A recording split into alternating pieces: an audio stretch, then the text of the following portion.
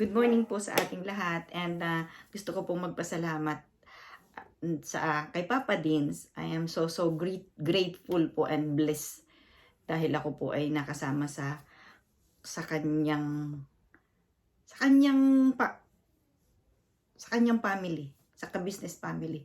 At ako po ay nabigyan ng pagkakataon na maibahagi ito pong aking ginagawang pagbablog para din po makatulong. And good morning mga ka-blissful. Tawag ko na po sa inyo ay ka-blissful, okay? Papa Dins TV, maraming salamat po sa inyo pong binigay na pagkakataon. This is opportunity, privilege ko po na makasama po yung mga nanonood kay Papa Dins dito po sa aking vlog, dito po sa aking channel. And maraming salamat po. Yes, ang akin pong ibabahagi ay yung pong tungkol sa nung bago pa po ako dito, 2002. By the way, gusto ko pong sabihin sa inyo na ang buhay po pala natin talaga pong may itinakda. Mayroon po talagang para sa atin. Wala po tayong, kumbaga, lahat po ay nandito na ibinigay po ng Diyos. Ang dapat lang po nating alamin, paano? Kailangan po nating mag-aral at makisabay doon po sa nangyayari sa buhay. Hindi na po natin kailangang maging tamad. Kasi nga po kung ako may ginugol, gigising ako sa umaga na yun yung goal ko, yun yung gusto kong gawin. And ito po, isa po ito sa ginugol ko. Ako po ay mayroong time dito sa aking table. Yes, meron po akong goal para po sa aking mga anak at para po sa aming pamilya. Sa aking pong sarili. Yes, para po muna sa aking sarili. And then, tama po na pagka po tayo ay maayos na, mas makakatulong po tayo. Di po ba? So, marami po akong nasagot ng mga nag-subscribe na, yun po, mga nasagot ko po yung mga una. Kasi sa dami po ninyo na nag-message sa akin. Pasensya po, mamaya po ipagpapatuloy ko po yung pagsagot ko po dun sa inyong mga pagbati o po, yung pong lahat ng mga gusto po ninyong matutuhan or alamin. Okay. Yun nga po, babalikan ko po yung gusto ko pong ikwento kasi siya po isang napaka-importanting tao sa buhay ko dito po sa Canada. Nung pong ako ay nagtrabaho sa kanya 2002, siya po I believe na 60s na po siya, 65. Yeah. And itinuring ko po siyang tatay. Tatay, as in, sabi nga po niya, bakit kayong mga Pilipino, yung kumbaga, pag inutusan kayo, agad kayong tumatalima or agad ninyong ginagawa. Kasi sabi ko po sa kanya, kasi po, ang tatay po sa akin is, kumbaga, yes, may takot po tayo sa tatay and nagiging emotional po ako kasi for a long time na wala na po akong tatay at nanay. Okay. So ayoko pong umiyak and gusto ko pong ma-deliver yung aking pinupunto na sa lahat po pala ng pupuntahan natin may nakatakda pong tumulong sa atin. May ibibigay po ang Diyos na tao para po tumulong sa atin. And hindi ko po siya inaasahan na ako po ay sasabihan niya na pumunta ka sa university at mag-enroll ka, dalahin mo itong aking cheque. Kasi po, ang pag-aaral po dito nung panahon yun is, I believe na every SEM, magbabayad ka ng 3,500. So, bit-bit ko po yung binigay niya sa aking cheque at ako po yung nag-enroll. Pero, since ako nga po ay dentista, tapos po ako diyan, ako po ay nung pong i-evaluate yung aking credentials, yung pong aking transcript, ang nangyari po is isa lang po yung aking subject na kailangan kong tapusin. So, grabe po, ang dami ko pong, syempre, ang dami ko pong hirap na, na nangyari po sa akin. Hindi po, dahil ako po noon ay may 3 ng anak. I believe dalawa pa lang. Kasi yung pong bunso ko is after 7 years ko po dito, saka po ako nagbuntis. So, dalawa pa lang po, and yung pong anak kong panganay is 4 years old, si Lara, and yung pong aking pangalawa is 1 year old pa lang po that time. So, so sila po ngayon ay 26, and si Lara po ay 26, and si Nicholas po is 24, and si Jacob po ay 16 right now. So, ang ginagawa ko po sa umaga.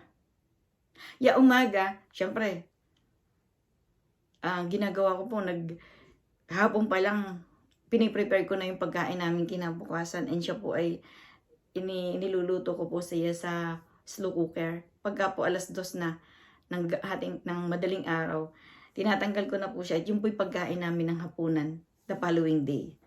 Okay? Yung po yung hapunan namin. So, ganun po yung sa umaga, nagpe-prepare sa mga bata, pakakainin ng mga bata, ihahatid. Tapos, that time po ako po naglalakad. Yes, gusto ko po kasing maglakad para po, ako po ay nagkakaroon ng time para po sa Diyos na makausap ko po siya. Yung pong nagtatawa, nag-iiyak. As in, para ko po siyang kasama na nagkukwentuhan po kami. And then, ang start po is 9 o'clock ang aking pong clinic. Dental assistant po ako. And then, pagka po 1 o'clock, pagkakain ko po ng mga 10 minutes na kain, baba po na po ako sa building, and sasakay na po ako ng bus papunta po sa university. And nag-stay po ako sa university ng 4 hours. I believe that is daily. Opo, hindi po madali. As in, kami po siguro mga 70 or 75 sa isa pong klase. And ang ano po is, ang babata po ng mga classmate ko, and that time po ako ay 35 years old na. Right now po ako po ay 57 years old. 57 years old na po ako right now. And after a year po, kailangan po naming kung ano po yung theoretical po yung una namin pinag-aralan, and then practical, papunta na po kami sa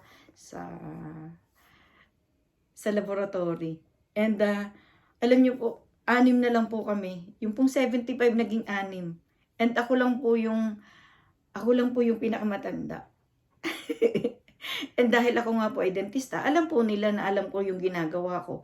And then, ako po'y kaunahan sa practical. Sa practical exam, pagka po ako'y nagkamali, di mali na rin po silang 5. Pero, hindi ko po inaasahan na ako po ay magkakaroon ng certification, as in.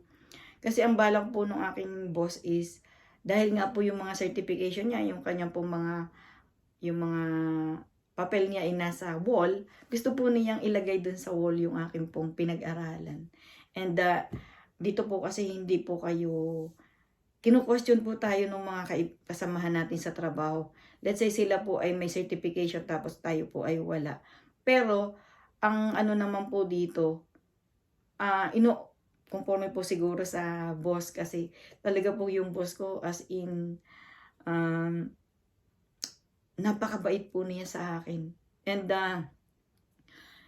kahit po yung kanyang biyanan, yung pong kanyang asawa, napakabait po nila sa akin. Yung pong 2 niyang anak, oh my God, lahat po ng gamit ng kanyang 2 anak, yung pong anak niya ay babae sa isang lalaki, na itinatago po nila dun sa basement, kasi nga, syempre, gusto po nilang i-preserve yung mga gamit ng mga bata.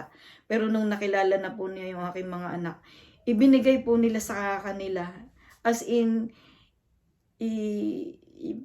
dinala nila sa bahay, at sabi po niya is pakinabangan daw po ng aking mga anak. One time nga po, yung po aking pangalawang anak na si Nicholas, gusto po talaga niyang regaluhan. So, pinakuha po niya yung mga bata, pinadala po sa clinic, and dinala po namin sila sa Toys R Us.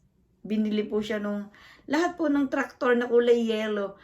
I don't know what is that, but I am so blessed. So yeah. And last year lang po siya nagsara ng kanyang clinic. And I believe right now he is, if it is 22 years, so 65. Mga 87 na po siya right now. Kasasara pa lang po nung kanyang clinic. Sabi nga po niya, paano daw po niya isasara yung clinic niya. Malamang daw po magkasakit siya.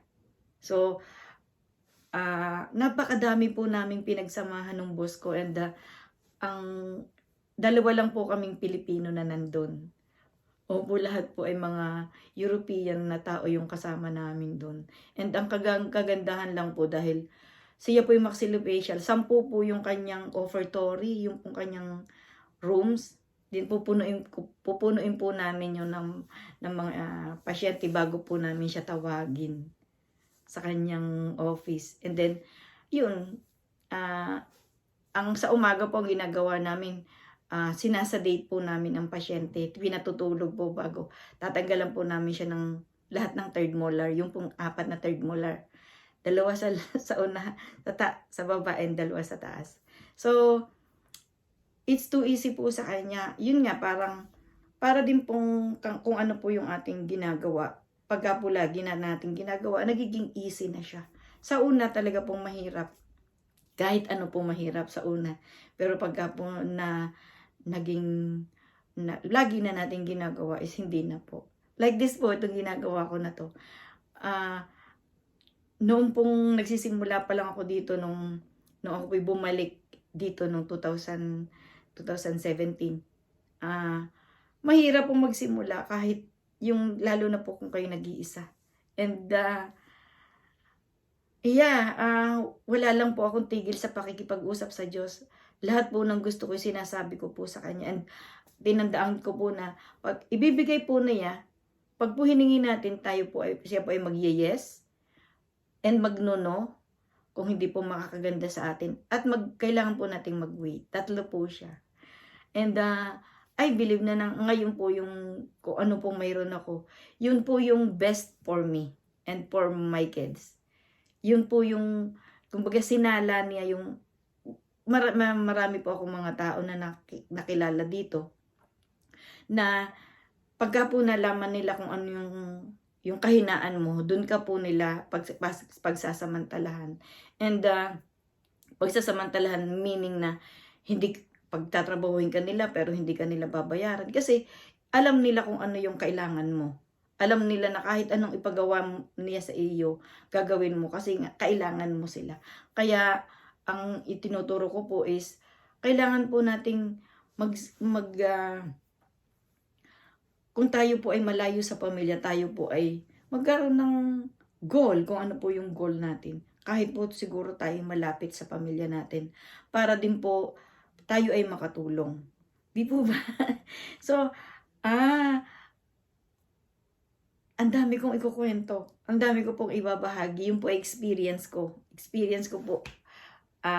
Sabi nga po ang unan nating magandang pagkukunan ng magandang buhay is kung yung your personal experience, yung ibang experience ng tao. Pero pagka po experience mo, talaga pong maiikwento mo Ako po kahit interviewin ninyo ako, kahit anong tanong ninyo kung ano nangyari, ito pong kinuwento ko sa inyo, ito ay nangyari po sa buhay ko.